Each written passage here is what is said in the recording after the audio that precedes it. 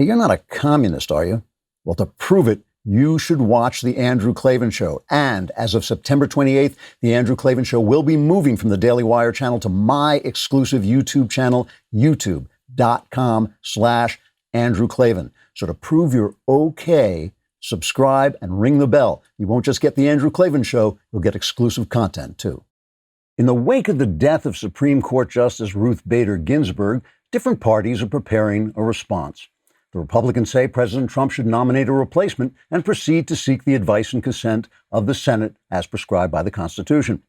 The Democrats say they will burn every city in the country to the ground, terrorize innocent citizens, bring the economy to a standstill, and in short, continue doing what they've been doing for the last 4 months. Never-Trumpers say they will support the Democrats because Donald Trump is a danger to the Constitution. Republicans say they want to appoint a justice who will honor the vision of the American founders and respect the text of the Constitution as written. Democrats say they want to appoint a justice who will interpret the Constitution as a living document on which all the living words are able to jump up and run away so they can be replaced by other living words that will exchange Americans' God-given rights for make-believe rights, like the right to kill children, the right to use other people's money as their own, and the right to control the thoughts and actions of their fellow citizens according to any crazy race-based theory they think will serve to destroy the freedoms for which our forefathers fought and died. Never-Trumpers say they will support the Democrats because Donald Trump is a danger to the Constitution. The Republicans say we must proceed in keeping with our traditions and laws. The Democrats say we must honor the dying wish of Justice Ginsburg because she is an angel now, like Princess Leia at the end of The Rise of Skywalker. And so she's become part of the light side of the Force, and anyone who is against her is on the dark side and must be destroyed, including the writers of the Constitution, which is based on slavery or something. Never-Trumpers say we must support the Democrats because Donald Trump, icky poo, stinky face, gobbledygook, bing bong. So 2020 continues as usual. Trigger warning, I'm Andrew Klavan, and this is The Andrew Klavan Show. I feel hunky-dunky, life is tickety-boo. Birds are winging, also singing hunky-dunky-doo. Ship-shaped, ipsy-topsy, the world is zippity-zing. It's a wonderful day, hurrah, hooray! It makes me want to sing. Oh, hurrah, hooray!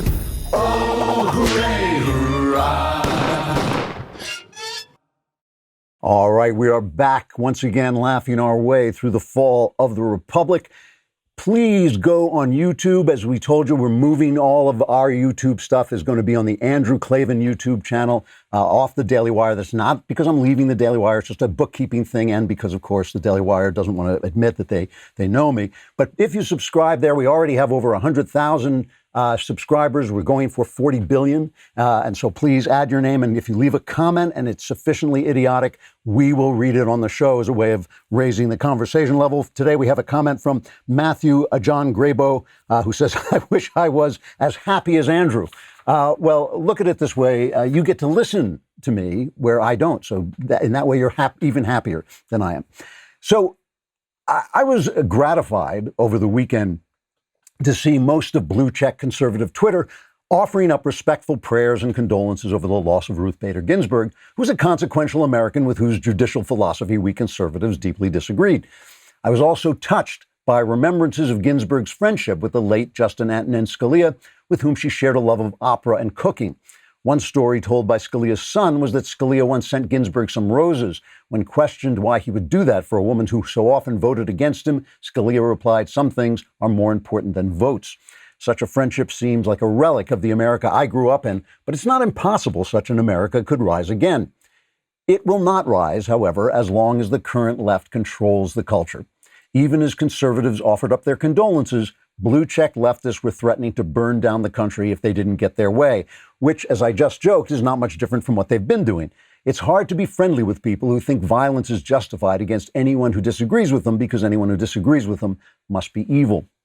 This is why I think, speaking strictly politically, the current situation is a win for President Trump if he proceeds wisely. All he has to do is nominate a strong replacement justice and sit back.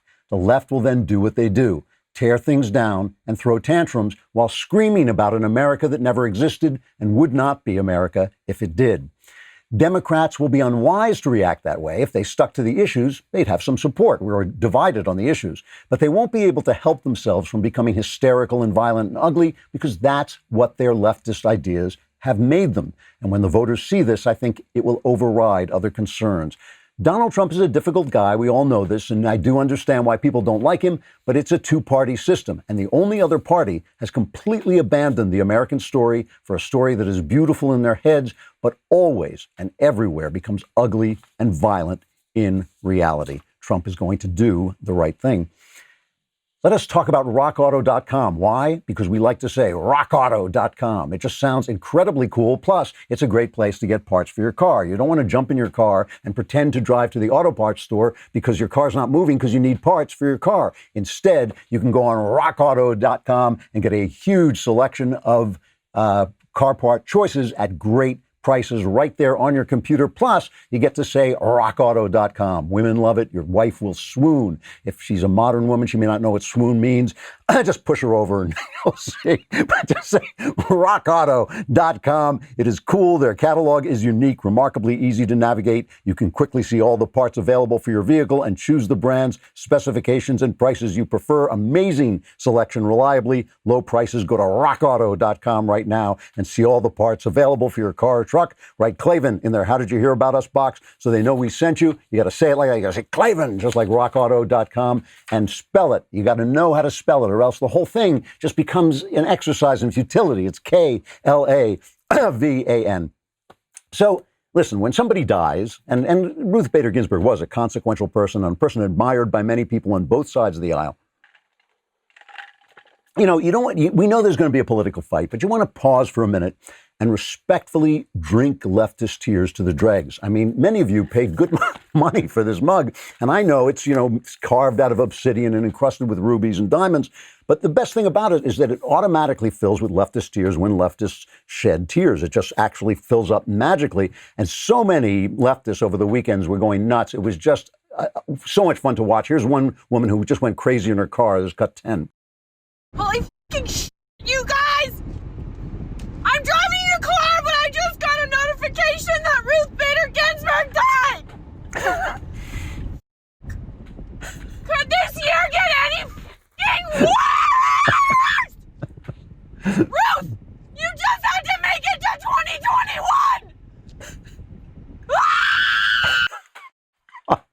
2021! Those are good, aren't they? Let's do another one. Come on, cut 3. Why can't women have abortions? I just saw a pro-life sign driving down the road having a mental breakdown. And I was trying to say, oh, you people are you're so stupid. Ugh! This sign said, I could feel pain before I was born. It's a baby. I was born and I can feel pain. I wish I wasn't born. Stop bringing these kids into horrible homes just because you're pro-birth. You're stupid, and I wish I had been aborted. Oh. This is great. I mean, come on. You got to enjoy it while it's going on. I also like the fact that they're driving cars. I remember when I was a kid and I had to take my driver's test, I was really nervous about it. And my older brother said to me, don't be nervous. Look at who can drive. So that's a living proof.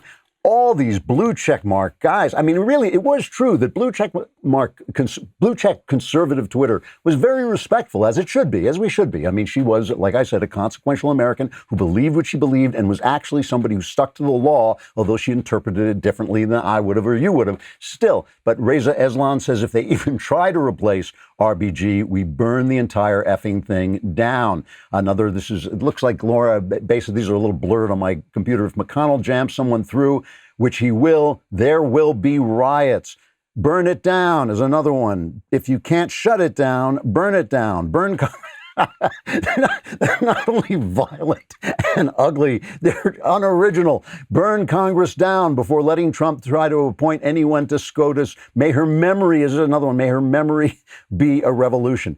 This is great for Trump. I mean, it really is. I mean, all he has to do is nominate a good a good candidate and sit back. And if this is the way they behave, I think they will get the treatment they would have gotten after Kavanaugh if 3 weeks hadn't passed and people forgot in the current news cycle. So we have to look at this argument that they're having over what used to be the Biden rule, and then they became the McConnell rule. You all remember in the last year of Obama's presidency, Obama nominated Merrick Garland, and McConnell refused to bring it up. He said, look, we're not going to do this. He's a lame duck president. We have the majority, and we're not going to do it.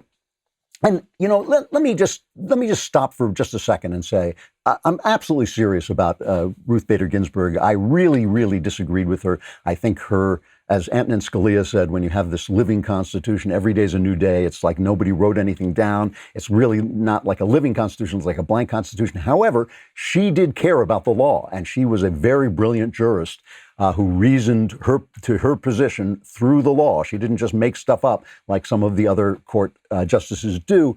And when she was talking about the process, both she and Scalia were confirmed.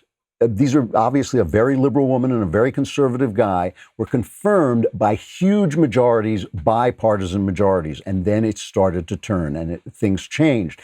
And she herself said she wishes it would go back to the way it was. And this is cut 6. That's the way it should be. Instead of what it's become, which is a highly partisan show. The Republicans move in lockstep, and so do the Democrats.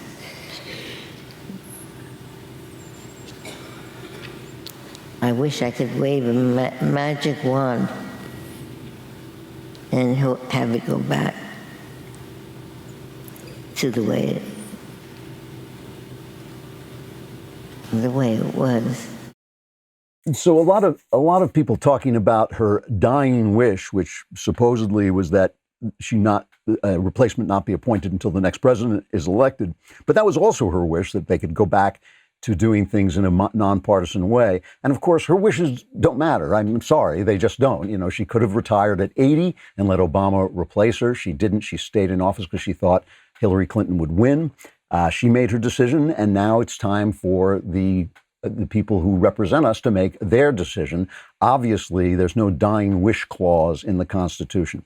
So now the screaming begins, and the screaming begins over the fact that Republicans said, we will not confirm Merrick Garland while when the president is a lame duck and the election is coming up, let the people decide. And here's Lindsey Graham putting his foot in his mouth, saying, you can hold this against me when the tables are turned. Let's cut 7.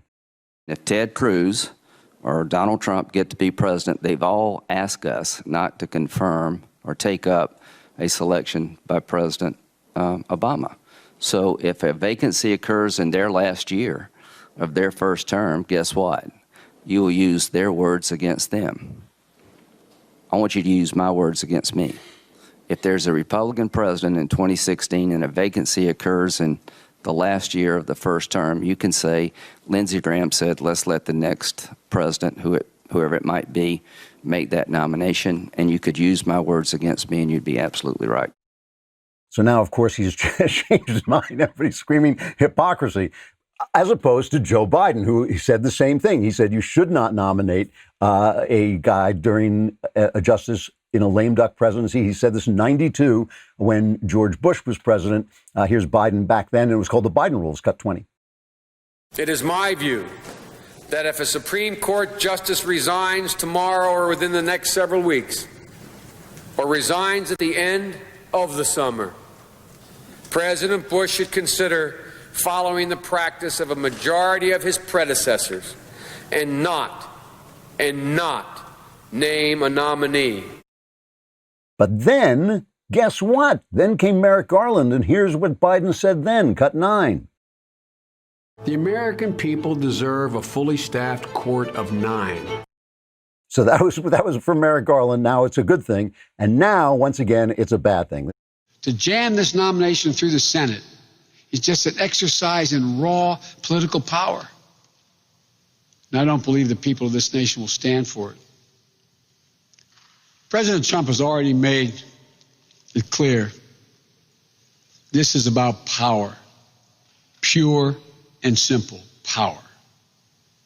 Whether the voters should make it clear on this issue, as so many others, the power in this nation resides with them, the American people, the voters. First you say you do, and then you don't. Then you say you will, and then you won't. You're undecided now, so what are you gonna do? So when it comes to hypocrisy, let's just play all the Democrats when they wanted Merrick Garland confirmed. Here they are. It was cut 21. The blockade on filling a naturally occurring vacancy, in my view, is harmful to the independence of the Article III branch. You cannot keep a seat on the Supreme Court, which represents all of us. You cannot keep it vacant against the Constitution. Do pretty much everything they can to avoid acknowledging the legitimacy of our democratically elected president. The American people expect the president's nominee to be given a fair hearing and a timely vote in the Senate. Every day that goes by without a ninth justice is another day the American people's business is not getting done. We have a word for this. It's called politics. You say what you have to say, and if you have the majority, you can back it up.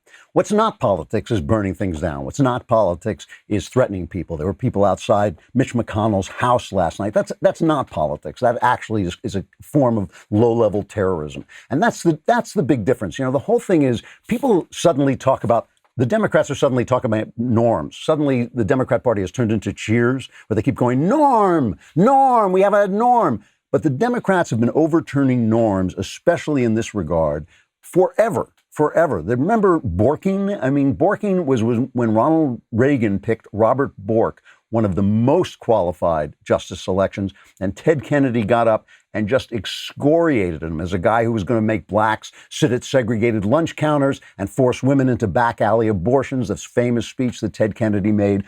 And the Republicans were so taken aback, it took them a minute to kind of get back into the fight, to realize that they were in this terrible fight. That was the kind of thing that Democrats engineered. All norms went out the window. All norms went out the window when they accused Clarence Thomas of sexual malfeasance, when they accused Kavanaugh, when they allowed a woman who couldn't even prove that she had ever met Kavanaugh to accuse him of doing something back in high school. Those are the ways that they have thrown out the norms. They have been filibustering appellate nominees. You know, George W. Bush's first term, the Senate Democrats pioneered the use of the filibuster to block nominees to the circuit courts. I'm reading from the Wall Street Journal now. Miguel Estrada was left hanging for 28 months before he withdrew, and Senator Dick Durbin said they had to oppose him because he is Latino and couldn't be allowed to reach the D.C. Court of Appeals lest he later become a candidate for the Supreme Court. They didn't want the Republicans getting any credit with Latinos, so they blocked a Latino nominee.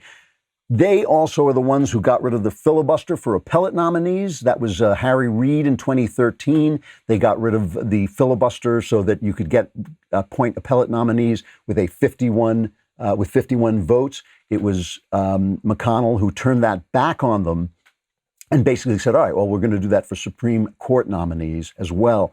So all of this is just politics. The whole thing about norms and hypocrisy, it's just, which is fine. Look, it's a democracy. You're going to have politics. You're going to have lying. You're going to have dishonesty. You're going to have people, hypocrisy, people throwing things back and forth.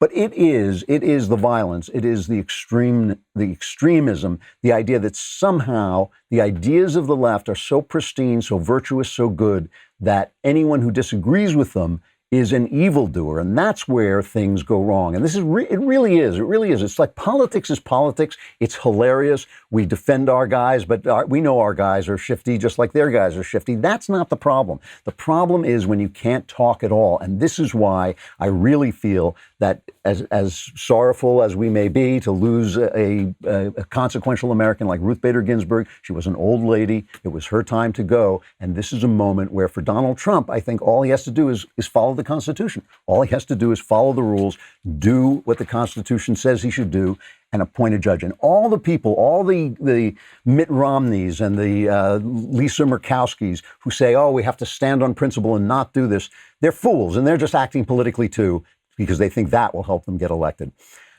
Let us talk about ZipRecruiter. Now, many people watch the show and they think this is a dumpster fire. And of course, that's true. And I supply the dumpster, but somebody has to set it on fire. And that's why we have the staff we have. However, if we didn't want that, we would have used ZipRecruiter and gotten people who knew what they were doing. ZipRecruiter sends your job to over 100 of the web's leading job sites. But they don't stop there with their powerful matching technology. ZipRecruiter scans thousands of resumes to find people with the right experience and actively invites them to apply to your job. ZipRecruiter makes hiring efficient and effective with features like screening questions to filter candidates and an all-in-one dashboard where you can review and rate your candidates.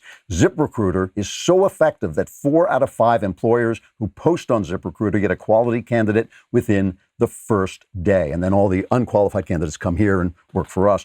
Right now, to try ZipRecruiter for free, my listeners can go to ZipRecruiter.com/Klavan. That's ZipRecruiter.com/Klavan. ZipRecruiter.com/Klavan. It's the smartest way to hire. You know that. But do you know how to spell Klavan? It's Klavan. There are no E's in Klavan. I just make it look this fantastically easy.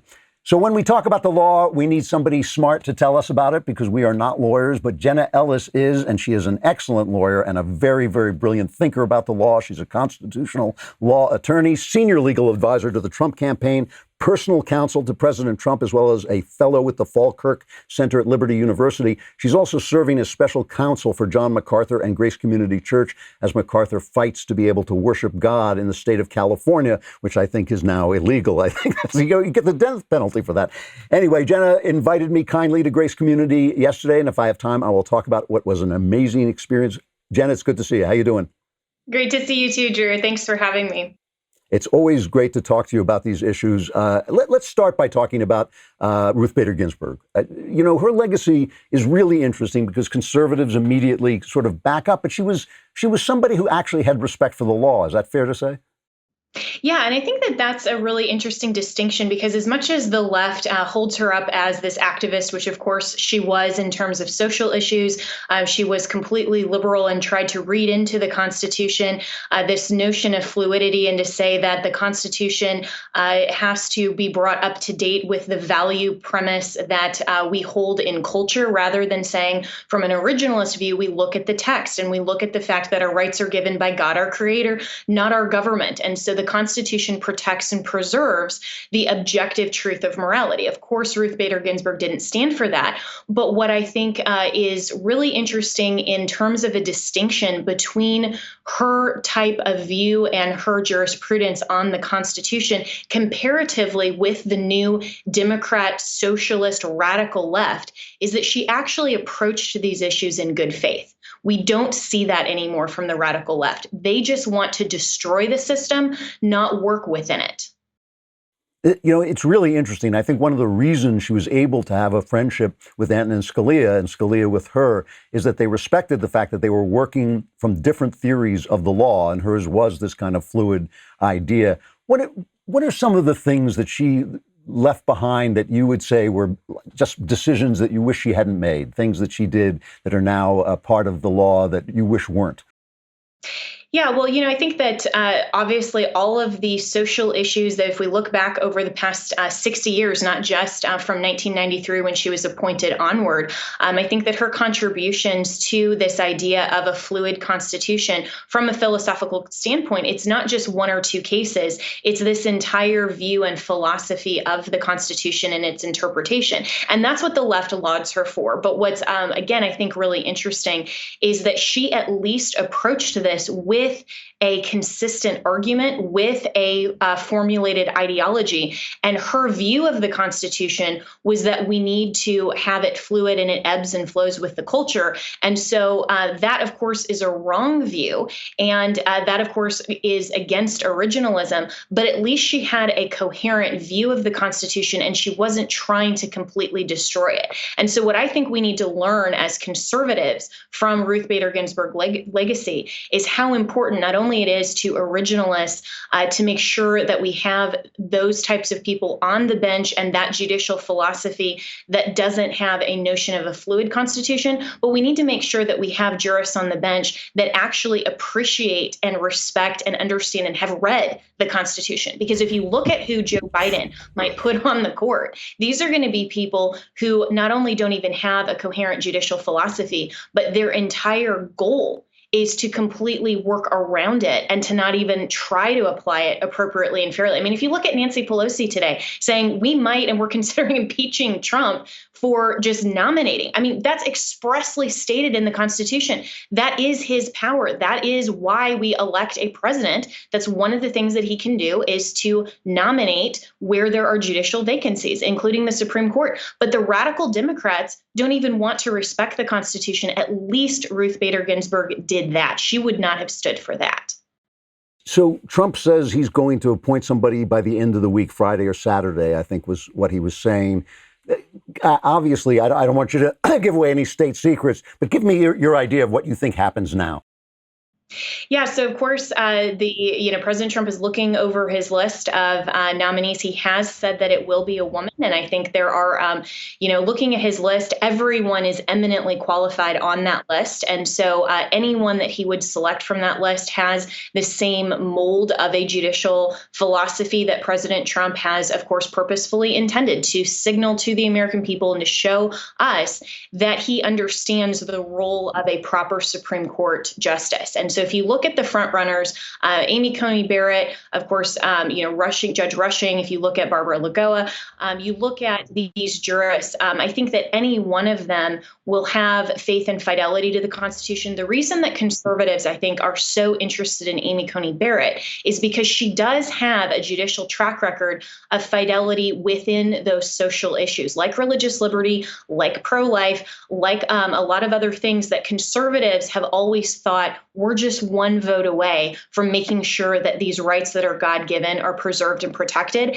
And that's why I think a lot of conservatives are hailing her because of her judicial track record, where some of the others, particularly Lagoa, doesn't actually have the paper trail for that, even though she is still the same mold. So what I would say to the American people is, President Trump knows what he's doing. He's looking at all of these nominees, and the person that he selects is going to have that same fidelity to the Constitution, and any of these choices will be excellent. And I hope that Mitch McConnell will call the vote. I hope that we will get a justice seated before the election, because in a 4-4 split, we need to make sure that there are the potential of a 4-4 split. We need to make sure that election integrity issues, if they arise, are properly decided by a 9-judge panel in the full court. And that's really important to election integrity for everyone, not just the presidential election, but all the way down ticket. I have no doubt that Mitch McConnell will bring this to a vote. The Washington Post today called him an apex predator.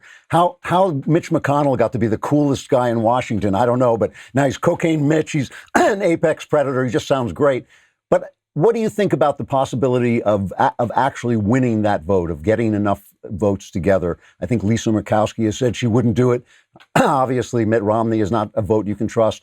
What do you think, just as a guess, obviously, you don't know the future any more than anyone else, but what do you think about their chances of actually getting a confirmation?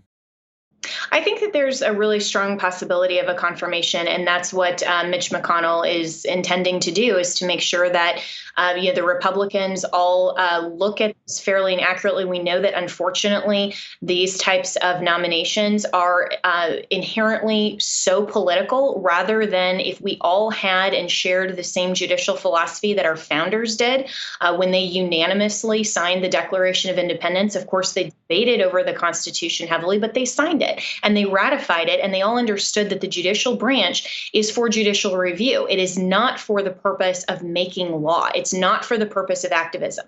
And so that's why it's so ideologically based now, is because the Democrats don't want that. They don't want fidelity to the Constitution. They want activism. And so this is going to be a party line vote, of course. And so hopefully those Republicans will not be Republicans just in name only. They will understand why it's so important to get an originalist on the bench. And at the end of the day, even if Susan Susan Collins, even if Mitt Romney, even if Lisa Murkowski, even if Cory Gardner doesn't want to vote, when that vote happens, they know that they will have to participate, hopefully, one way or the other. If they abstain, it's not really a good use of their Senate seat.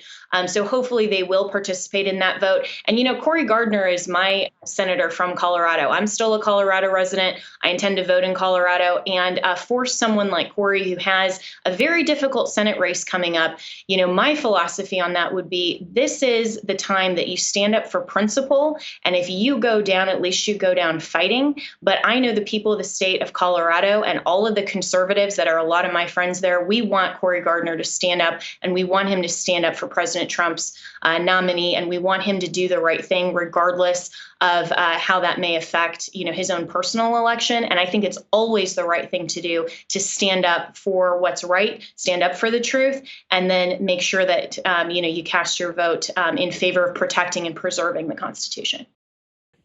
Everybody always talks about abortion. That's always the first thing that comes up, Roe v. Wade.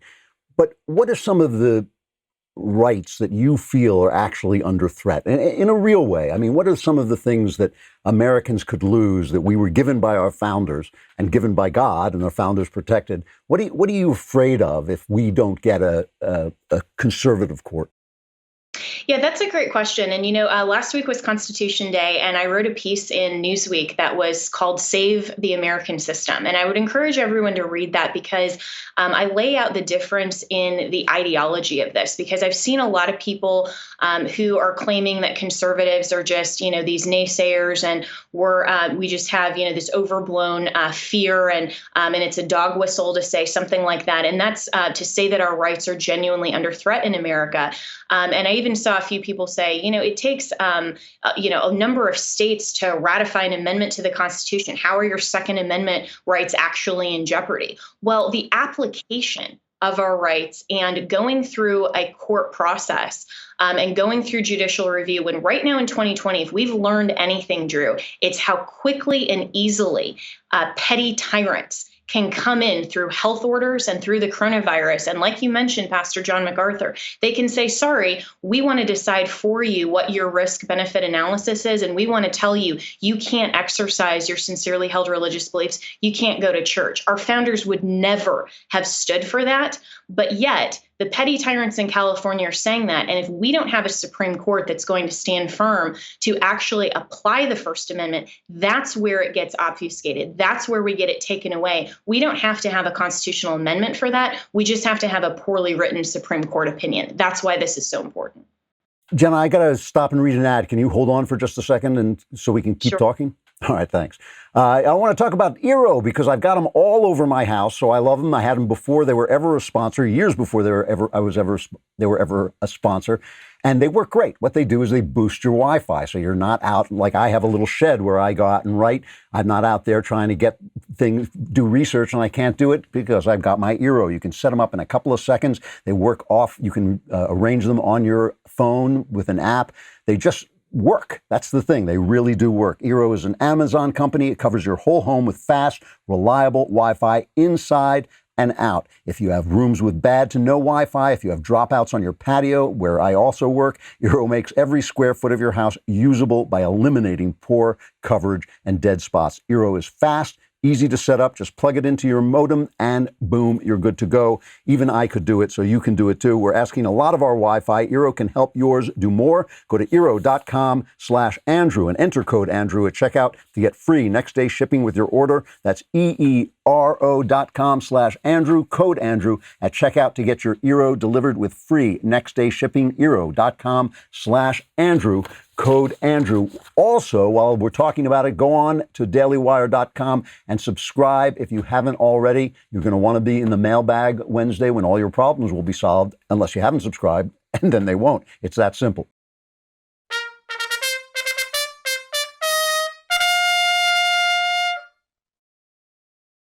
All right, we are talking with constitutional law attorney, senior legal advisor to the Trump campaign, personal counsel to President Trump, Jenna Ellis, and friend of our show, good friend of our show. We're always happy to see you. Why did conservatives get this wrong? What's that? Sorry? I said very good friend of the show, I hope. Why do conservatives get Supreme Court justices wrong? I mean, this is so frustrating to people on the right that when Democrats appoint a Supreme Court justice, they get every single decision is left wing. Whereas we get Gorsuch, and we were celebrating Neil Gorsuch, and then he came up with that, I thought, just absolutely loony decision about sexual discrimination, including transgender people, because after all, transgender people are being penalized for their sex because sort of, I don't know, it was a very weird decision. How come conservatives get this wrong and liberals get it right? Yeah, well, this is all very ideologically driven. And I think that it comes down to making sure to use the Senate confirmation hearings in a way that actually gets to the ideology and the jurisprudence and the understanding of the Constitution of that particular scholar. And, with Justice Gorsuch, I have to say that was really the only opinion that I felt was really out in left field, genuinely. I mean, he's been a solid originalist. I think he was a great appointment of President Trump. Kavanaugh, I know that a lot of the conservatives initially were thinking that he wasn't quite the best pick. He has been very solid on the bench, but we have to look at now this third justice for President Trump. And this is an opportunity to put someone on the court who is going to make sure to protect and preserve all of our individual rights, and to make sure that they don't read into the Constitution, they don't read into legislation like that Title VII decision and say, well, we're going to say now in 2020 what the Congress in 1964 should have said, and we're going to read into it and now change the law. We have to make sure that they understand they cannot make law. And so where I think conservatives get it wrong is to say, well, we want to put someone on there who's maybe moderate because we don't want the liberals to be so panicked, and we don't want to really showcase the fact that we stand for religious freedom. We stand for all of our rights that come from God, our Creator. This is our judicial philosophy in the Constitution. And I think that that's something that President Trump has stood very strongly for, more than I think any of the other original 17 Republicans who are running against him. He has stood more openly and strongly for our principles, for our Constitution, for our American values and heritage, more than any other president. And I'm confident that as he goes into this third nominee, he is going to choose someone who has that same judicial philosophy, and he's not going to be in the mold of President Bush, for example. We're not going to get another Roberts. That's where we go wrong, is when we try to appoint someone who's just a moderate, hoping then that they'll do the right thing on some of these cultural issues. Let me ask you just one last question. The left is threatening to pack the court if they don't get their way, to expand the number of people on the Supreme Court. I'm not even sure why that's a threat, since they could pack the court and then the right could pack it back. I don't understand exactly. But does this worry you? Is this something you think is a possibility?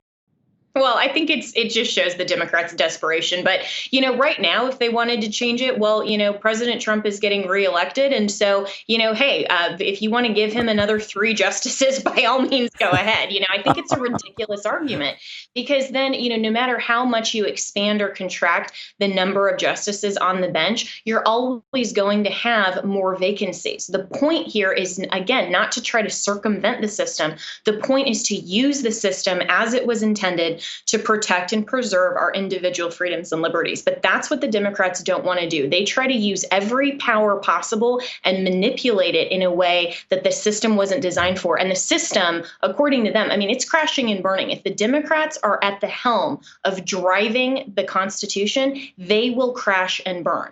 And that's exactly what they want to do. And so court packing is just a ridiculous notion. Impeaching the president for following his constitutional obligations is ridiculous. It's just the Democrats whining, and they're literally burning down the country now because they can't have their way. That is a toddler. That is not somebody who has a mindset of someone who is a rational, thoughtful person in office. Jenna Ellis, I know you're going to be talking to the president over the next couple of days. I hope you give him good advice. We always love talking to you. Thanks for coming on. Thanks so much, Drew. Hey, I want to read you a piece that was put up on First Things, which is a very powerful journal. It's called Suicide of the Liberals by Gary Saul Morson, who is a professor at Northwestern University. And he talks about the level of violence that went up in Russia just before the Russian Revolution, just before the Soviet Revolution. He says between 1900 and 1917, waves of unprecedented terror struck Russia. Several parties professing incompatible ideologies competed and cooperated in causing havoc. Between 1905 and 1907, nearly 4,500 government officials and about as many private individuals were killed or injured. Between 1908 and 1910, authorities recorded 19,957 terrorist acts and revolutionary robberies, doubtless omitting many from remote areas. Now, he talks about the fact that these revolutionary acts of violence were going on, and the Liberal Party, the guys who would have been, say, the Democrats, were called the Cadets, the old-fashioned Democrats. And he says the official cadet paper, Herald of the Party of People's Freedom, never published an article condemning political assassination. The party leader, Paul Milyukov, declared that all means are now legitimate and all means should be tried. When asked to condemn terrorism, another liberal leader in the Duma, that's the parliament, famously replied, "Condemn terror, that would be the moral death of the party." Lawyers, doctors, engineers, even industrialists and bank directors raised money for the terrorists, which I bring this up because, of course, we're talking about Amazon supporting Black Lives Matter, all these companies, the NFL supporting Black Lives Matter, who are Marxist terrorists, just like these people were back then. So when the Bolsheviks gained control, when the Soviets took over, their organ of terror, the Cheka, liquidated members of all opposing parties, beginning with the cadets. The liberals were the first to go. The very people who supported them didn't see it coming. Why didn't the liberals and businessmen see it coming? The liberals refused to use their position in the Duma to make constitutionalism work. They would not participate in determining the government budget, but confined their activities to denouncing the government and defending terrorists. He talks about a scene in Alexander Solzhenitsyn's novel, November 1916. The hero, Colonel Vorotintsev, finds himself at a social gathering, principally of cadet adherents, these liberals.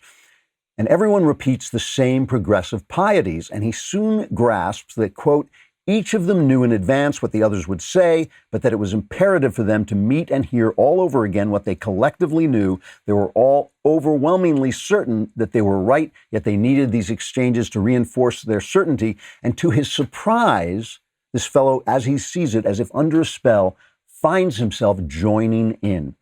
And I just want to bring this up because I think that this is what is happening now, because I hear it happening now. I do know liberal people. They say things, words come out of their mouth that they can't possibly believe. And we talk about,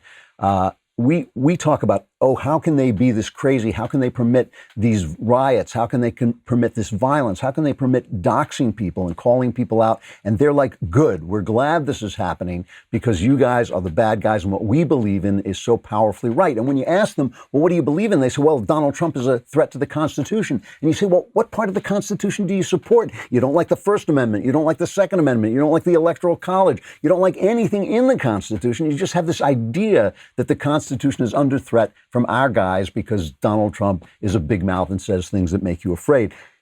It's an amazing, amazing thing. And this is why I talk about the culture all the time. When people are gathering together, smart people, decent people, people who are made by God to be decent people, and they cannot express a different opinion, something has gone terribly wrong with the culture. The power of culture is like a river that sweeps people away. And if we let it become wholly a left-wing river, everybody's going to be swept to the left. It's already happening. Let me just talk, as we're coming to an end, about this visit to Grace Community Church. Jenna is defending John MacArthur, who is keeping his church going in spite of the fact that the state of California is saying he's violating health rules. And of course, the thing is, the state of California is not saying that protesters are violating health rules. It's only church people who are violating it. They can have meetings, they can have a gathering to mourn the death of Ruth Bader Ginsburg, but you can't bury your parents. You can't have your own funeral. And MacArthur has stood up against them. And MacArthur, I believe, is in his 80s. He's still a very dynamic, a terrific preacher. And I went to this church taking a little bit of a risk. I'm an older guy. I've been careful. I'm not like crazed careful. I don't walk around in a mask outdoors or anything like that. But, I don't go into stores a lot. I've been, I haven't been hiding out, but I'm still working from here and all this. I went to this place, it was packed, and there was absolutely no safety. So if you lose me, that's why. But hopefully, we can't save the Klavan physically, hopefully we saved his soul, because I have to say it was beautiful. The place was packed, not just the actual, church itself, but the whole area around. There were people outside under tents listening online. It was just an amazing experience. Plus the preaching, which he doesn't really preach. He kind of gives an exegesis, an explanation of the reading for the day. It was just brilliant. And one of the things that he said that I just agree with so much, and I don't always agree with what John MacArthur said, but I certainly agreed with this, was that the church is not here to promote a better world. It's here to make better people in Christ. They're here to align people with their Savior, Jesus Christ, and the mind of Christ. He said it's not here to preach traditional values. It's not here to serve the society. It is not here, the church is not here to rearrange the furniture, as he put it, to rearrange the furniture in a sinful world. The world is going to remain sinful. It's going to remain broken until Christ comes again. And this wisdom, this simple wisdom, is what makes him stand up when all these other preachers have fallen down on the job.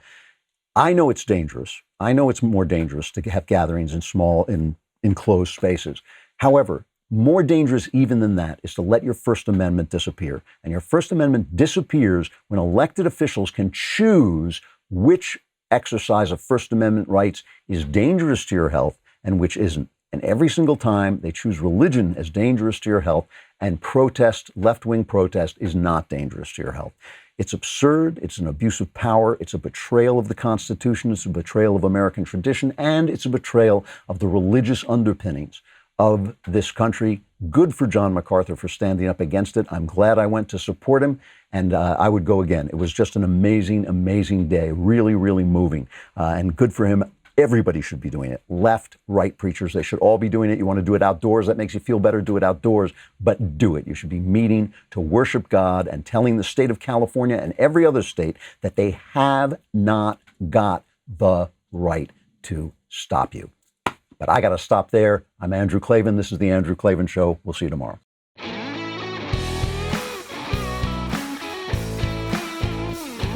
The Andrew Klavan Show is produced by Robert Sterling. Executive producer, Jeremy Boring. Our technical director is Austin Stevens. Supervising producer, Mathis Glover. Assistant director, Pavel Wadowski. Edited by Adam Sayevitz and Danny D'Amico. Audio mixed by Robin Fenderson. Hair and makeup, or head and makeup, is by Nika Geneva. Animations are by Cynthia Angulo. Production assistants, McKenna Waters and Ryan Love. The Andrew Klavan Show is a Daily Wire production. Copyright Daily Wire 2020. If you prefer facts over feelings, aren't offended by the brutal truth, and you can still laugh at the insanity filling our national news cycle, well, tune in to The Ben Shapiro Show. We'll get a whole lot of that and much more. See you there.